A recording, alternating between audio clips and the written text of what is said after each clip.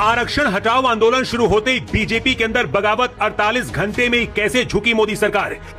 सवर्णों की बात करने वालों का हटा नकाब, योगी के एक फैसले से बिलबिलाने लगे अखिलेश और चिराग। लखनऊ में मंथन, दिल्ली में होने जा रही मीटिंग, हालात बिगड़ने से पहले योगी आदित्यनाथ ने मोर्चा संभाला।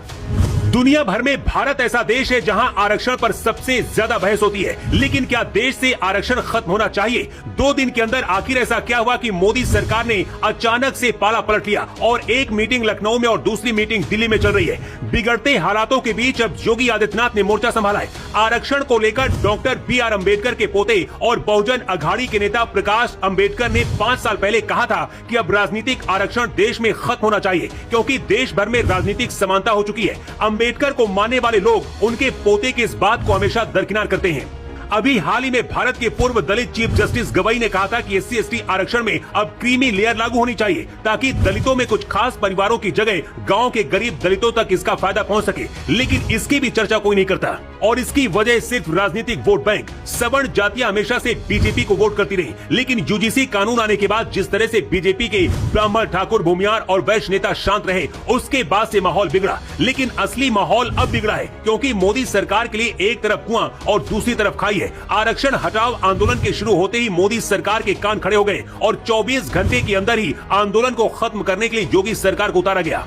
योगी ने जिम्मेदारी डिप्टी CM ब्रजेश पाठक को दी और उसके बाद रिजर्वेशन आंदोलन का चेहरा रहे हर्ष दुबे के साथ ब्रजेश पाठक ने प्रेस कॉन्फ्रेंस की और केंद्रीय मंत्रियों के सामने मीटिंग कराने का वादा किया। लेकिन इसके बाद तो राजनीतिक तूफान खड़ा हो गया और सबसे बड़ा तूफान बीजेपी के घर में ही खड़ा हो गया। खुद को मोदी का हनुमान कहने वाले चिराग पासवान ने कहा है कि आरक्षण हमारा संवैधानिक अधिकार है। अखिलेश यादव ने कहा कि बीजेपी आरक्षण हटाने जा रही है। मायावती ने बयान दिया है कि आरक्षण पर बात नहीं होनी चाहिए।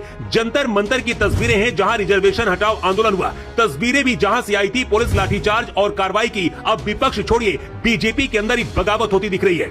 लेकिन सबसे हैरानी की बात यह है कि आरक्षण के मुद्दे पर बाकी दल अपनी आवाज उठाते हैं, लेकिन बीजेपी के अंदर बैठे सवर्ण सांसद विधायक सिर्फ मलाई खाते हैं। संसद में चीखने चिल्लाने वाले निशिकांत दुबे और समोसे पर बहस करने वाले रवि किशन जैसे नेता अपने समाज के लिए भी कलंक है।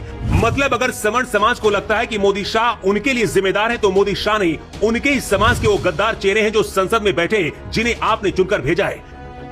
जिन लोगों को आरक्षण का सुख मिलता है वो समर्थन करते हैं, लेकिन आरक्षण से कोई भी देश आगे नहीं बढ़ सकता। अगर सरकार को मदद ही करनी है तो देश में फ्री एजुकेशन सिस्टम करना चाहिए। अगर आरक्षण देना ही है तो उन दलित परिवार और OBC परिवारों को देना चाहिए जो गांव में है और कभी आरक्षण उन तक नहीं पहुंचा।